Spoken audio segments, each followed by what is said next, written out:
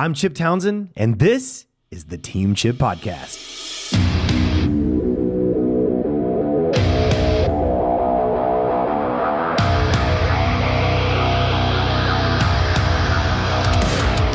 People talk about dying for their kids, but instead I'm going to live for them. I'm going to be disciplined for them. Like, I want them to see what I want them to be. You get a lot of confidence when you have people in there that have taken the risk that maybe you're too scared to do. The superpower of the future is discernment, knowing what's what, knowing what's real.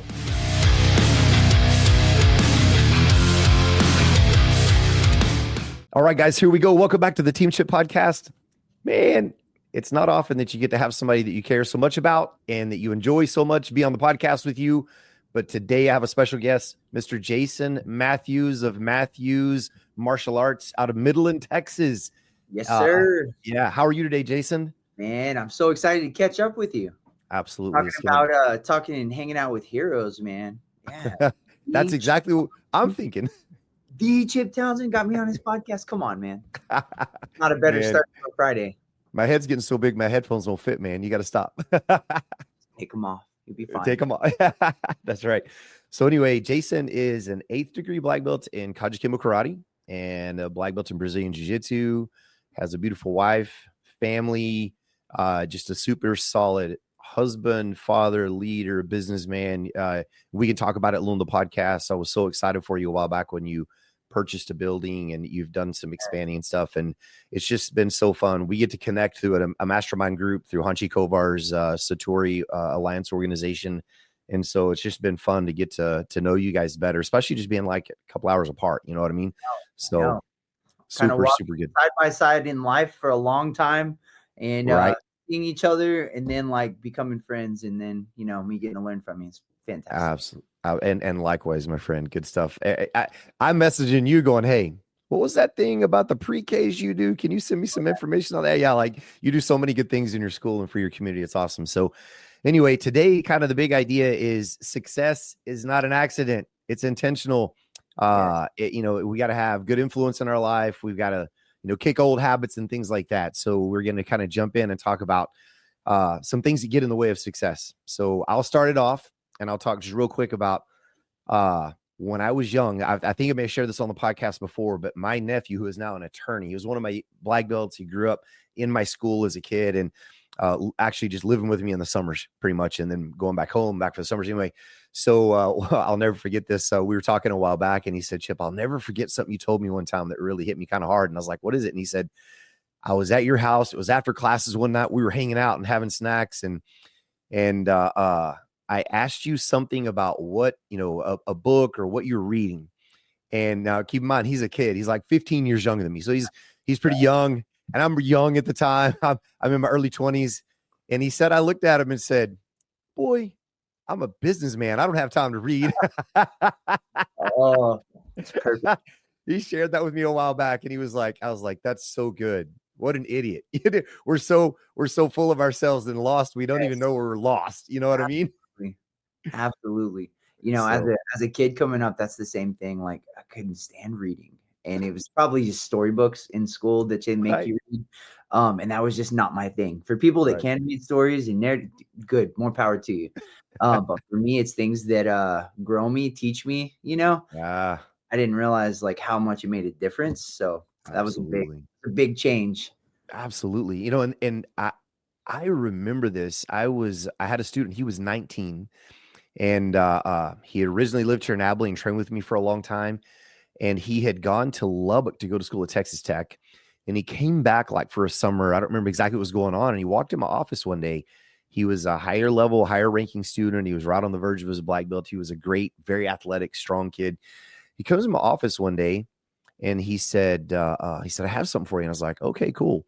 And he put a book on my desk, and it was Awaken the Giant Within by Tony Robbins. Right. And I looked at it, and he was like, I really think you should read this. I think it would be good for you. And here's the truth. He walks out of the room. I thanked him, thanks. He walks out. I was pissed. I was like, what is this kid doing coming in telling me I could be better and I need to grow myself, right? But the other side of it was we were so slow in our school at that time. I actually started, I would be at my desk just kind of like, man, I wish the phone would ring. I don't know Right? what to do to get people in the door. So I started just opening it up and I started reading and I got hooked, man.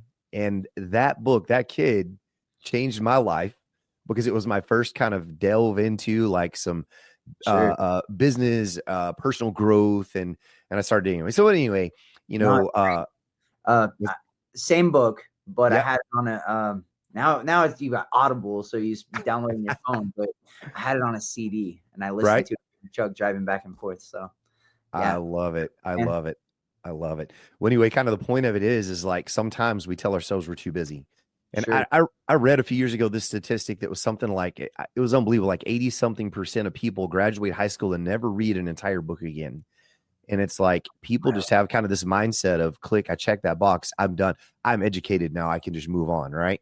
I'm grown. And yeah. And I wanted to talk to you like, so, and ask you too, like, what do you do? For me, it's like little things it's a quick podcast listen, an audio book. So kind of share some of your secrets and what you do to feed your mind and keep yourself on the Yeah, right so track. it's cool. We're talking about this a little bit, with back to school and Yes. whatnot. I'm talking kids about subjects and getting focused and their head right. And it always seems like kids struggle with their math. They struggle with reading. It's math and reading, math and reading. There's Right. other stuff happening, but what I always tell them is like that's kind of the extracurricular, right? Math is like your problem solving ability. So Right. you're just learning problem solving skills forever. And Right. then reading, that's your like capacity to add knowledge, throughout Mm, life. And so that's why it's important, whether it's the stories or whether it's self growth. So I'm just talking about, listen, two major skills that are going on: problem solving and your capacity to add knowledge. And so saying that to kids, and then like when I say it out loud, it has to be real for me too. And so there's this love it. thought like, hey, how can I make sure and read just a little bit every single day? And sometimes that looks like a book. Sometimes that looks like Hmm. an audio book, man. Right. As much as I like to deep dive and focus on things, Right.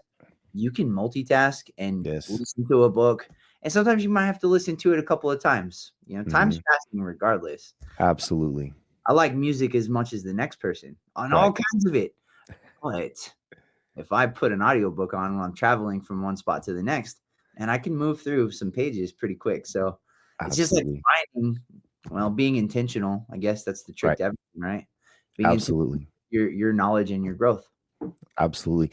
So do you have like I don't know, kind of a system or a pattern in your life? I don't know, like for me, I wake up in the morning. The first thing I do is I sleep till the last second. I get up and I run and I get my workout in. I recite Psalm 23, Nice. the Lord's Prayer, and then but I listen to them too. So I'll jump into Psalms, listen to Psalm 23. I'll jump over, listen to a chapter of Proverbs or Ecclesiastes. I kind of bounce those back and forth, probably because they're great wisdom books Sure. and they're short. On the short drive, boom, I can get that whole thing in and kind of think through it as I'm driving. But so that's kind of my pattern. I'll work out, I come back home, spend a few more minutes back in a book or in an audio. On the whole way home, I'll either pop in a podcast or be in a book and just get a part of a chapter of a book in on the way home. So that's kind of how I start my day. But anyway, what is your system? Does it work for you? Do you have one? Through the summer, it was a little more like, hey, my kids are home, so I'm gonna Right. hang out with them a bit, and then no Right. matter what, break out, find some time, get my workout in before I go teaching things. Now with them being in their school and Right. my schedule is kind of locking back into like, hey, what are we looking for? So had it all planned, I was gonna knock it out. Took my son to school. I was like, Nice. all right, my wife's gonna take my daughter. I'm gonna go to the gym. We're gonna work out. I'm gonna come do a podcast with a hero of mine, and then on with the day, fundamental jujitsu and stuff, right? Right. My daughter left her backpack in my truck, so I dropped my son off, and then I'm like, oh no, I gotta go back to the house. So I dropped her backpack off, and then by that point, I'm like, I'm not gonna have time. Right. So you adjust, you pivot. So we're gonna Love it. podcast. We're gonna do fundamental jujitsu, and then I'm gonna go work out for lunch, and then pick my kids up. So Yeah, prioritizing and adjusting. absolutely. And I Pretty love sure we'll lock it in and get it where I need it. But that. my goal is take one kid, get a workout, and then just kind of like whatever the day has in store, we go from there. But I gotta make love sure it. that in. It's like I love non-negotiable. So Absolutely. I don't want to segue us too much, but I love that you mentioned your kids because you're an amazing family man. And I see the posts you make, spending time with your kids, taking them places, doing stuff, and your wife as well. And that is phenomenal. But I think it's awesome for people to hear that that's a priority, man.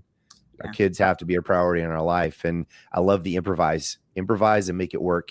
Just don't throw the day away. You can just make adjustments and still make it all work. Right. Exactly right. Exactly right. It's important, but it shows my kids too. I mean, it's so much of my motivation. People talk about dying for their kids, but instead I'm going to live for them. I'm going to be disciplined for them. Like I want them to see what I want them to be. You know what I mean? So yes, a lot of things like that. Man, that's so powerful because kids don't do what we tell them. They do what they see. And we have to be masters in, for lack of better words, at modeling the right things. I love that because whenever my kids are in the vehicle, all the time I turn on something audio, a book, something. And a lot of times I don't let them get on their, they want to get on their phone and listen to music or something. I'm like, nope, for the next half hour, you're with me. We're listening to this together. Right. So it's a little harsh, I guess, but I want them to understand the power of, feeding things in. And I tell you what impacted me with that too, Jason, is Dave Ramsey. One time I was listening, I think it might be in his Entree Leadership book. I can't remember, but he was talking about when he was a kid being in the backseat of his parents' car, driving across the country for vacations, and they were popping self-improvement cassettes in, right? And listening to the old cassette tapes. Absolutely. And he said, at the time as a kid, I'm in the back listening to this guy drone on and on about life. And he said, now I look back and I am so thankful that I had to listen to that in my parents' car, right? Oh, absolutely. It's at this point, we've taken plenty of trips, and so my family has like listened to it. They've endured some of it. And then there's a lot of times I'll just have like one headphone in as I'm driving, and I'm listening to this book because they don't want to hear it. So I get it. I'll give them the revised, Chat GPT version of it, I guess. But I'm going to keep getting mine in. That is awesome, man. I love that. Well, another part of this, intentional shift from kind of average mindset to, kind of an elite mindset is who do we surround ourselves with? Who do we intentionally put ourselves with? So kind of what is your plan? And, how do you handle keeping the right people around you? Yeah. It's funny. I wrote down a good one for that exact question. I didn't know you were going to ask it, but it's pretty good. On the idea, hold on. Let me pull this up. Pull this thing up here. I love it. Yeah. Average to elite, right? It's not a theory, because I've seen it in my students, my family, myself. The shift doesn't happen in the gym, the office, or at the bank. Starts right here between the ears. Right? So elite, man, it's the standard. That's what it has to be. It's not just like the goal. It's got to be the standard. Right. Mm-hmm. Yeah, you got to have expectations and have boundaries. And, I think so many times we expect so little of ourselves. You know what I mean? People just generally like, if I can just make enough money to get my beer at the end of the week, I'm a happy guy. And it's like, I feel like God called me to be more than that, but I'm not sure. You know what I mean? Called us all to be more than that. Exactly. Yes. So true, man. So true. It's wild how adults specifically, adults can just, in our minds, we can justify anything. Yes. Validate anything. Mm-hmm. We can take a perfectly good excuse and convince ourselves and anyone that'll listen that it's the reason, right? Mm-hmm. And not only do you see them do it, but like, running martial arts schools, you watch them do the same thing for their kids. And you're just like, stop. Like, this is, you're here for discipline. You're here for the thing you signed up for. Yes. And praying for. Here is the lesson. Here is the obstacle. And you're going to justify the exit. Right. Come on, man. I get it. 100%, man. They come in making these excuses for their kids. That's actually their excuse to get their, it's just mind boggling. So last night we did a women's self-defense clinic at our headquarter location, and we had 54 ladies come in for it. So we do them quarterly, and we've done them for a long time. And so we have a pretty good, kind of track record established, and we have some repeat customers. They're free that come back in. And anyway, we had a good crew last night, and I'm always amazed when I walk through the building. You were talking about the lessons right in front of you. Right. How many of our moms are sitting on the bench and not taking advantage of that free opportunity to get on the mat and learn something or be a part of that group? You know what I mean? Oh, so yeah, it's wild. What's that? Yeah. 100%.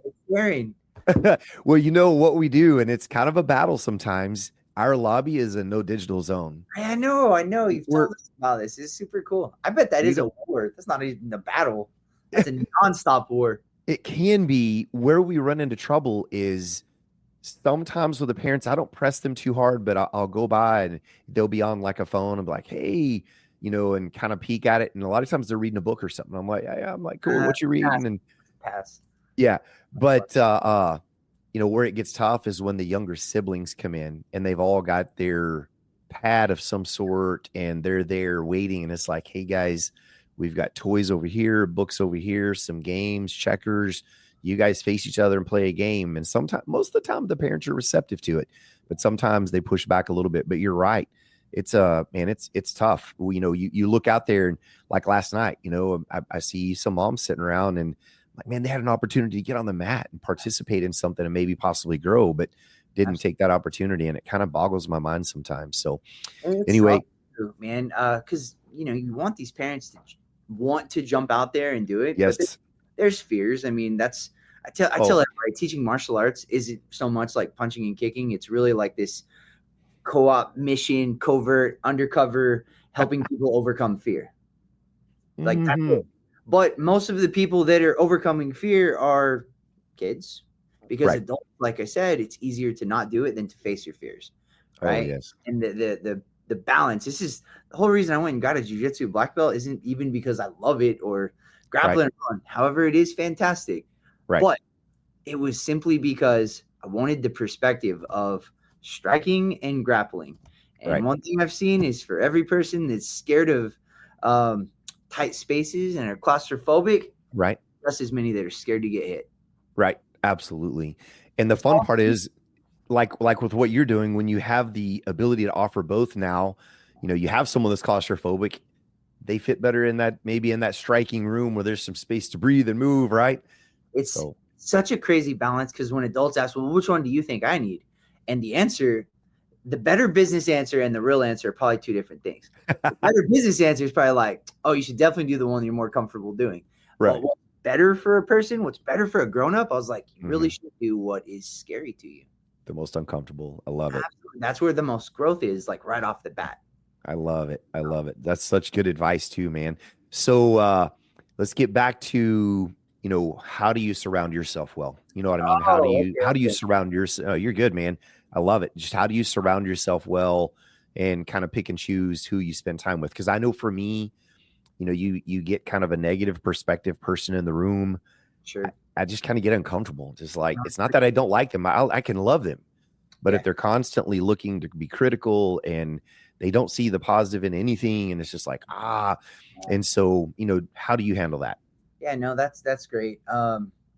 Looking for the thermostat people, right? In that terminology there, people that can the room. But what's cool is, I guess, you hear your whole life, like, if you have really good friends, there's like all these friends and things, but when you're growing, like there's much less. Like you're lucky to have, a handful of them, kind of a thing. Yes. It's wild. All my best friends in the world come from martial arts. That's amazing. And not even just training together, actually fighting each other, competing, biggest rivals.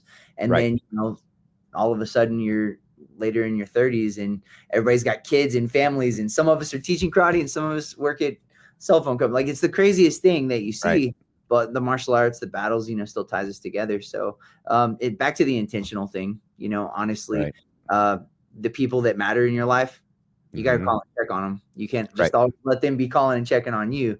It doesn't work both ways, kind of a thing. That, and just finding people that have similar goals. People without goals, man, they're wandering, they're lost.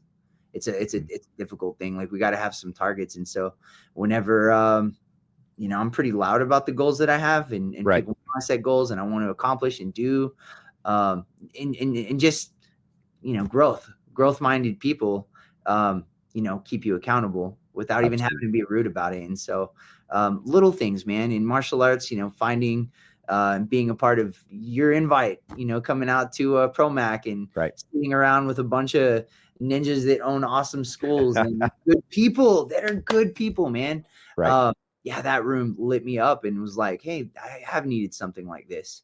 Love it. Love it. Just continue to prioritize, put yourself out there, be a part of it.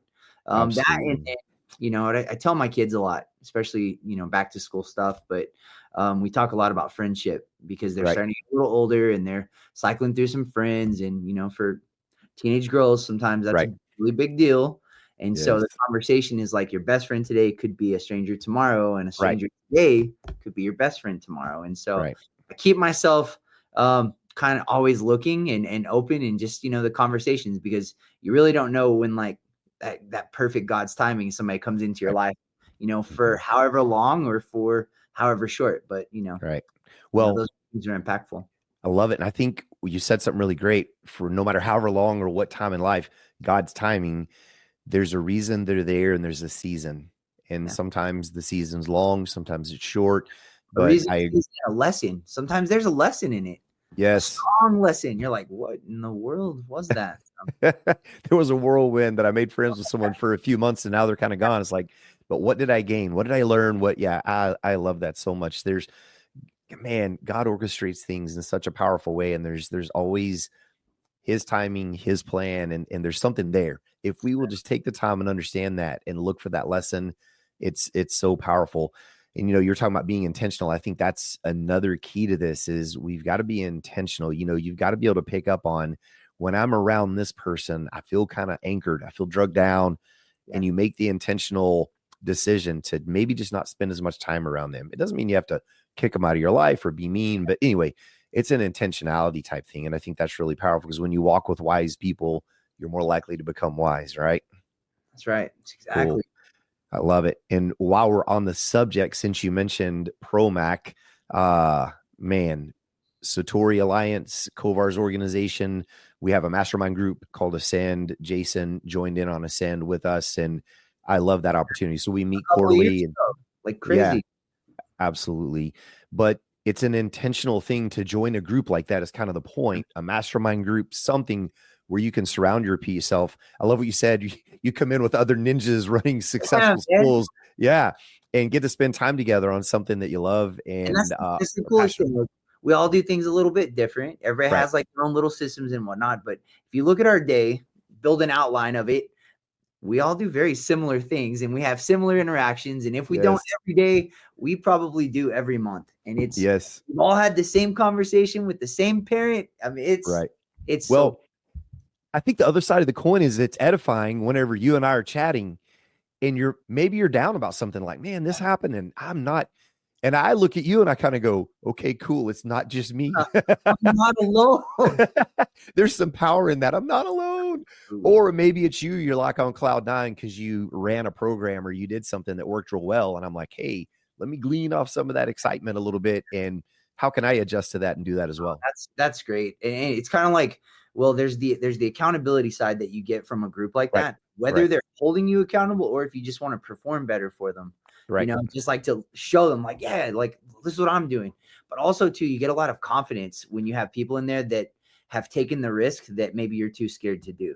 And so you're like, Yes. oh, like that's a great idea. I've written this down so many times. Why don't we do it? So it's really cool when you hear people like, oh yeah, we crush this all the time. And then you're like, I I have no excuses. Like, what am I doing? I So love it. I love it. I love it. You said something a while ago that kind of I think is kind of a good segue. You were talking about, being in the room with other people that are doing things maybe a little different, right?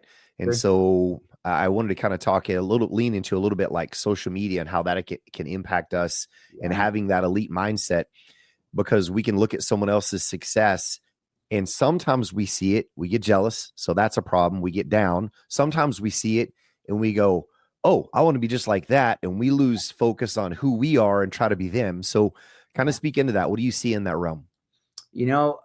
This is funny because I got my black belt in Abilene, Texas, Right. down the street from you. Yes, sir. One of our vendors is a vendor you guys use that everybody uses. And Right. you were on the cover of a Century magazine. And it was in our school. And then, there's like the Black Belt magazine and stuff. But I remember there was this whole article. I could find it somewhere. Right. And it was like competition, like in like local competition. There is no competition. And I was like, that was such a gangster thing to say. But the article wasn't saying like, I'm not competing with all of them. It was just like, Right. it was all about like you and what you're doing. Like, you're not worried about what everyone else is doing, right? That kind of Yes. stuff. So I remember that from back in the day. And I can't believe you remember that article too. That's that's actually awesome in a way, but it's like, I wow. thought it was so cool. I was like, oh, that's pretty tight. That's pretty good. You know what I tell the students, I tell my family, if we were all the same, like, man, life would be boring. And so the Absolutely. uniqueness of what people do and where people are in life and Right. just shared experiences, when you're open to it, you just learn so much when you hear how people do different things. And we're in different areas. Ours is a little more similar, Abilene, Midland, I mean, Texas, but listening to what California is dealing with, listening to some East Coast guys, there's Right. different worlds. And so it's Yes. really, really fun to hear how, yes, we're all going through similar things, but they have to improvise. They have different laws. They have different beliefs. They got Right. different cultures Yes. than what Yes. we're handling. And so when we have something like that merges over here, well, we have a little experience, even though we didn't have to go through it. Absolutely. Learning from others' mistakes. What a powerful lesson, man. And I love that you have the what's best that? lessons, the Yeah. best lessons that a person or people or anyone can teach you are the mistakes they made that you don't have to make again. Yes. Or Yes. just pay Preach, man. I love it. attention. I love it. Well, and you said something a while ago. I think this is so awesome, man. You're looking at social media and you see the guy out on the West Coast and what he's dealing with. And sometimes we kind of go, well, what's the big deal? But you have the wisdom to look at that and discern they have different laws. They may have different things that are affecting them. And I can't just make a judgment. And you know what I'm saying? Or just follow it wholeheartedly because that would work for me because it might not in our area. So I think discernment becomes a huge part of that. Who we allow in, what social media do we allow in and what do we not, things like that.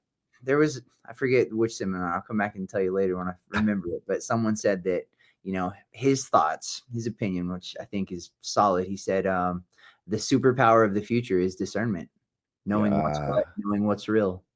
I love it. Real. Yeah. And that hit me pretty flush of like, I need to pray for more discernment then. Like, yes. Spent a lot of time praying for wisdom, and that's been going pretty well. I could always take more, but it needs some discernment on it. What are your thoughts, man, on social media? Because I go back and forth quite often. Yeah. So I have a love-hate relationship with it. Yes. I love it for a couple of reasons. It allows me to stay connected with people at a distance a little bit easier. Yes. Their stuff goes across my feed because we have common interests or we message back and forth once in a while. And I like the analytics of that. It allows me to have some connection and not feel like I'm having to call them every week. Yeah. I tend to be a little introverted, and I felt a little convicted a while ago whenever you said something. You said, our friends were reaching out and saying, "Hey, how are you today?" I'm not good at that. I'm not. I struggle with it a little bit, and I was thinking right here, going, "Man, I haven't reached out to you in a while, Jason." I felt bad, like That wasn't a stab. That wasn't. No, I didn't take it as one at all. But in my heart, I kind of. I haven't checked on you, man. Right. That's where you like that comfort, yeah. My heart felt a little conviction, like, but the upside is I follow your social media. I see what you're doing with your school, your kids. I see your morning workouts, and so I still feel connected and close to you in ways. So I love that part of it. Yeah. From a business perspective, I love the reach that we're able to have, when and I just hope people would steward their reach well. You know what I mean? Absolutely. Pass a good message, pass truth. Don't jerk people around. The downside is how easy it is. And I would like to say with young people, but I think it's everybody to get hung up on. Yeah. Did I get a like? Did I get their whole identity becomes wrapped up in that dopamine hit. Exactly. Of, do people like me or not? And I just want to tell them, ask them, why do you care? Don't worry about it. Focus on you first. Take care of yourself. Take care of your family. You know what I mean? So I have mixed feelings about it. I love it. Kind of have a love-hate relationship. But you said something a while ago, discernment is the key to the future. Yeah. I couldn't agree more with that at this time, especially because of AI.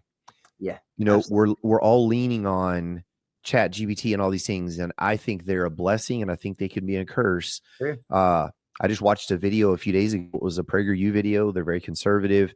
And they were talking on that video. It was a 5-minute video about Wikipedia and how, I hate to say it, but kind of the left has grabbed Wikipedia since, I don't know, back in the kind of early 2000s 2010-ish, somewhere in there. They kind of grabbed a hold of it, Right. took in a whole bunch of money from kind of left leaning people, and they're trying to lean Wikipedia. But here's the point: all of the major AI outlets, ChatGPT and all the Gemini and all these AI bots out there, are predominantly using Wikipedia for their research. So when I search something in ChatGPT, I'm getting back a lot of Wikipedia stuff, which is becoming very tainted, and it's scary. So discernment is huge. And to be clear, the video I watched, I'm not repeating this super well, but it said anything up to about the Civil War historically all through Wikipedia is very accurate.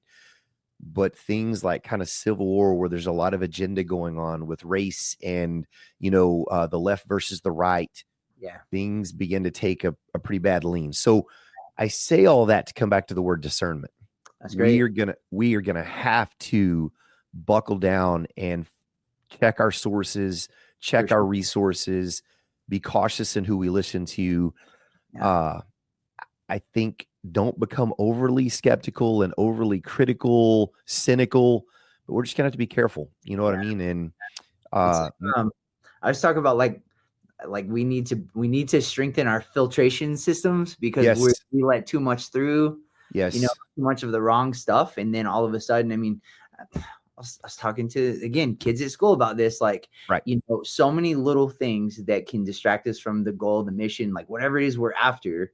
And these little things, I'm talking about specifically bullying, and these words from a person that I don't even know their name. Right.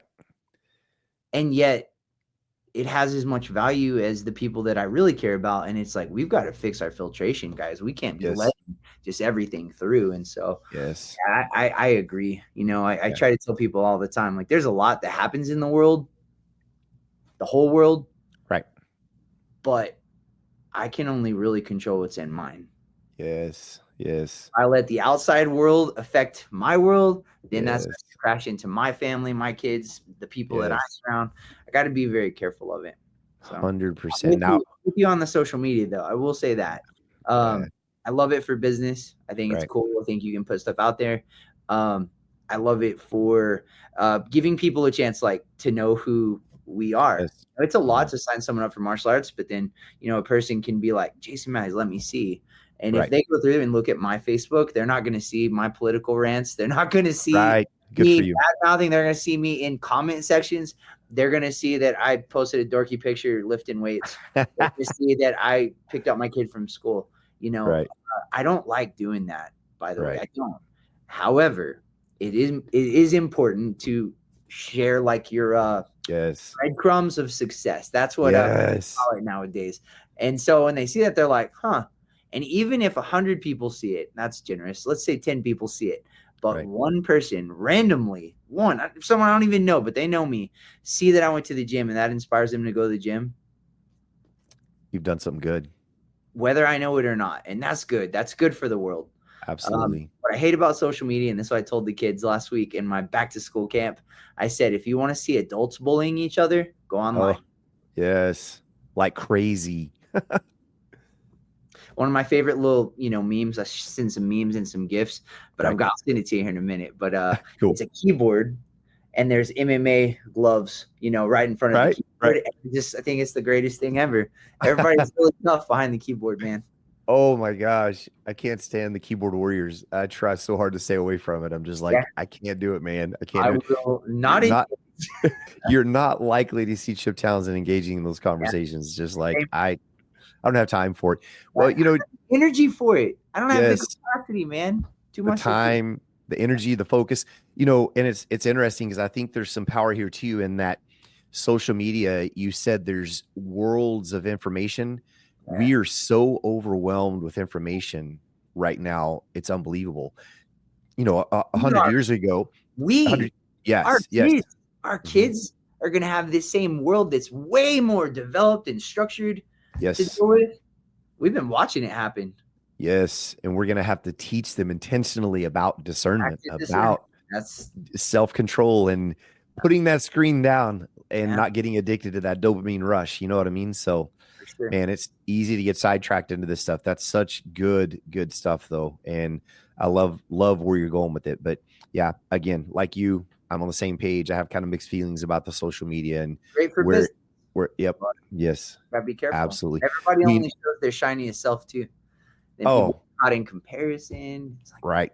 Relax. Mm-hmm.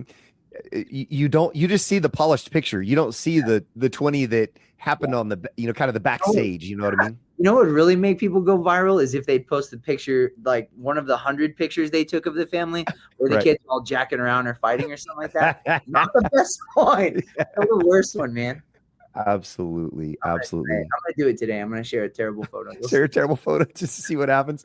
So that's so awesome, man. But you were talking about a while ago, sharing something positive and changing somebody's life. It just made me think of something when you said that. My mom, when I was a kid, would tell me, she would say, God put you here to serve and do certain things. You have a calling, you have gifts, and you need to polish those, etc.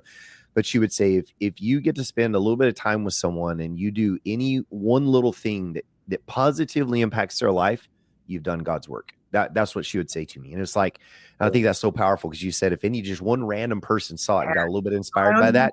But they got in the gym or went for a walk, and that kept them around longer for their kids. We don't know the impact of the little things and the little conversations or the little things that happen in a person's life. We don't see the ripple effect all the time. Absolutely. Absolutely. Well, I think another thing too, by sharing those who you are things, when people come in to sign up for your martial arts classes, you're right. They do kind of need to know who you are because they're signing on for potentially a long-term relationship and friendship and mentorship, etc. And it gives them a chance to kind of discern who you are before they come in and sign up. And I think that is powerful as well. Well, man, it's been good to catch up and chat. In the beginning, we were talking about mindset, the easy things we can do to feed our mind, choosing who we put around us. We're a little bit all over the place because it's always fun just to talk and catch up. And then, how do we discern and cut the distractions in our life and make sure that we're focused on the right things? So I think that kind of sums it up well. So do you have any last great nuggets of wisdom to share with us before we start to close this thing out? When it comes to growth, right? Mm-hmm. We all have to make time to grow. Saying that you don't have time to grow, man, it's kind of like saying, I'm so hungry, but I can't eat. Like it doesn't, it doesn't map out. It doesn't make sense. So prioritize it. And if not for yourself, then for someone else. Right. Right. I was struggling with a little consistency in the gym. And so I had my son and my daughter. I grabbed my phone and I videoed them. And I said, hey, I need you to say, Dad, go to the gym. And so I made a video of both of them saying that. I've not had to watch them to go to the gym. Right. I have those videos in case I'm feeling down. So you know what? If you're not motivated for yourself, find something that does motivate you. Just get it done. Absolutely. And there's not much more motivating than your wife or your kids. Yeah. I think that's powerful. I love that. What a great Anchi Kovar say? Like, I have to be at my best because the world needs me at my best. I mess that one up all the time, but regardless, I love what he says. Yeah, the world needs us at our best. We need to serve ourselves to some extent and fill our own cup so we can be our best to go out there and serve back, right? That's right. Good stuff. Great nugget, man. Well, it was great to catch up with you. An honor to have you on. Think the world of you guys, you and your brother Dustin as well. So good to connect up. You guys listening. Yep. You guys out there listening. Hope you got a nugget, got something good out of that. It's just our goal to maybe share one positive thing with you, something that can move the needle for you and get your life moving forward. Thanks for joining us. Like it, review it, subscribe to it, share it. And if you're in the Midland area, go see Jason Matthews. He and his family are amazing. Thanks, Jason. It's good to have you on. Thank you, bud. Thanks, man. Appreciate you. Yes, sir.